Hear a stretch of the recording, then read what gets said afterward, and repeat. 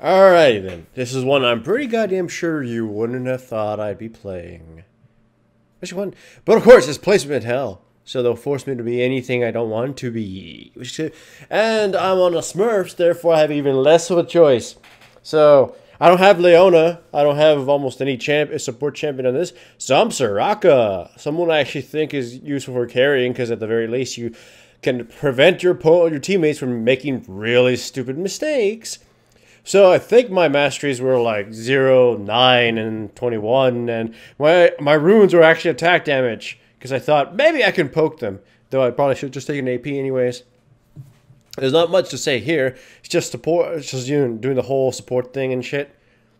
I do know that my opponent is Shaco, so I know where he's going to gank and stuff.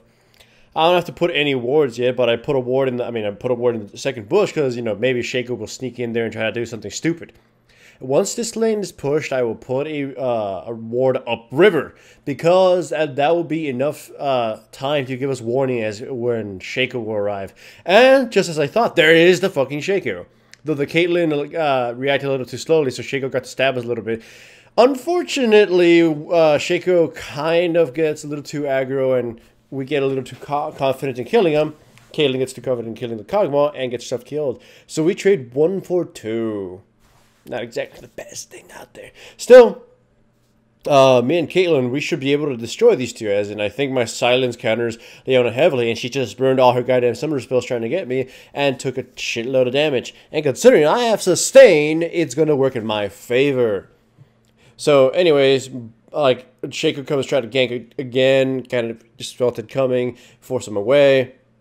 Now we get to pretty much do that whole bullshit thing with Caitlyn and Soraka. Push endlessly and destroy people. Also, you might see I haven't taken my Q. I probably should have taken my Q. I'll learn that real quickly. But, nonetheless, Leona is trying to be very aggressive. Oh yeah, that word over there is just to make sure Shaco doesn't try any blinking shenanigans over the wall. Pretty much solidified his, nullified his ability to gank us. If he comes from behind, we have at least a better chance of running away, since he has no actual summoner spells to continuously catch us or lock us down. Anyhow, pushing down this tower, Leona takes a few hits, and she hasn't engaged yet. When's she gonna? No, Calix comes in. Fine, she doesn't engage yet. This essentially gives us the tower, and we're able to push the rest of these minions down. Hooray for us. I obtained my ultimate. It means now I can help my teammate out. I build the ancient coin upgrade, whatever it's called. Of course, because as a support, you're kind of shit-locked into just building the same things. I should have probably traded in my... Oh, here. Okay, fine. Leona initiates, I exhaust the Kog'Maw, and it feels like I should have had my Q leveled up and I would have been able to do more. Here, I probably should have eaten my goddamn biscuits, but, I silence Shaco, which nullifies his blink, and then Vi breaks his neck in two. That stupid little clown. So there you go. Anyhow, as I was saying, I probably should have leveled my Q, because I'm not really able to press any buttons, and I should have sold my trinket to buy myself a red one.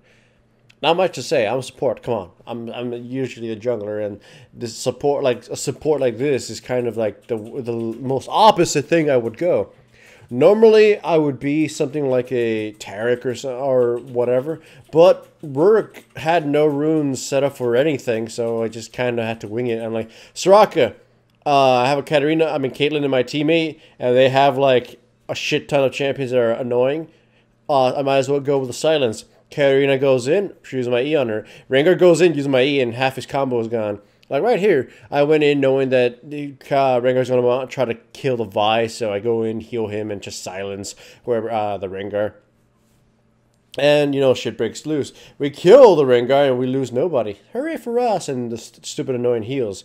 Again, my Q is at rank 1. I probably should have left my E at rank 1 and leveled my Q. I'll learn that a little bit too late.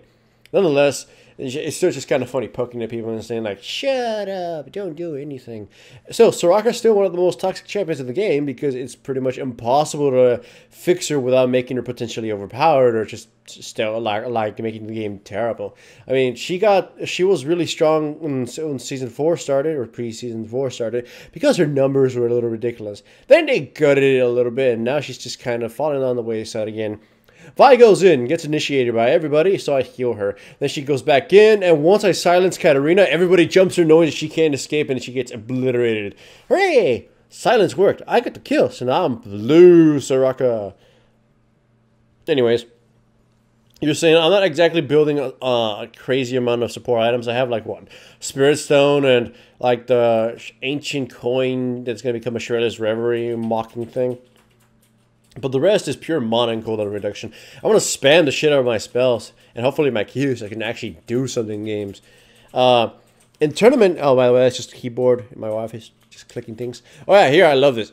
Pew pew pew pew. It's like they try to fight back and then they realize the pew is too strong with us. Of course we can't chase because we'll probably die. So anyways, I was saying. Here I flash trying to save Vi. Nothing comes of it. However, Kha'Zix is so fucking strong, he just slaughters the rest of the team. Here, you know, also Katarina just kind of gets melted. I couldn't save Vi. In every single fight, you'll see that I just stick to my carry like glue. You'll see that some supports try to be very aggro and whatever, but they really kind of miss the point of being a support. Protecting people. Like, you'll see a Tarek who stuns the enemy team and jumps in there and tries to be all badass and shit. Why not just protect your carry so they can do all the badass shit and you stand in the wayside, be the, you know, the support and whatever. But yeah, you know, there's just all these very, very greedy people. When I play champions, I try to, you know, just realize that, hey, you know what? I can't carry, or I chose a champion that's not really the best thing. Oh, by the way, here Kha'Zix does the whole, you know, the worst thing you do to support. You run away from them so they can't heal you. And then I try to dual carry in a 1v1. It's like very close. If I only had rank 2 in Q, I probably would have killed her because it was just by a little bit. But no, she survives. As I was saying, if I have to, I will give somebody else the glory. In this case, keep Kha'Zix and Caitlyn alive because they will be the key to victory. I will support them. I will heal for them. I will, you know, spam my spells and shit. It doesn't matter. Anyways, as you can see, the game is pretty goddamn even. I mean, we have a slight goal advantage, but it's not significant. They keep getting the kills back on us. It keeps going back and forth, so it's a pretty damn even game. This is also the last placement match for Rourke, so... the last placement match for Rourke. So if I win this, it will actually be 5 for 5, just like Amy's placement matches. Amy Mary Cohn's kind of placement matches. She ended up in Platinum 3, which is, you know, close to where she actually left off, Platinum 1. So I guess it sort of works. My MMR was high on both accounts. Actually, was a lot higher on Rourke. So fight happens, they clumsily initiate and they give chase and nothing happens from here. So thanks to my healing and shit, I'm able to just heal my team back up and then we re-engage. My E, I guess I end up giving mana to my teammate because it doesn't silence Katarina and she gets off scot-free. All hell breaks loose, and this is where I learned Mikhail's Crucible does not take off Ignite, and I died like a bitch.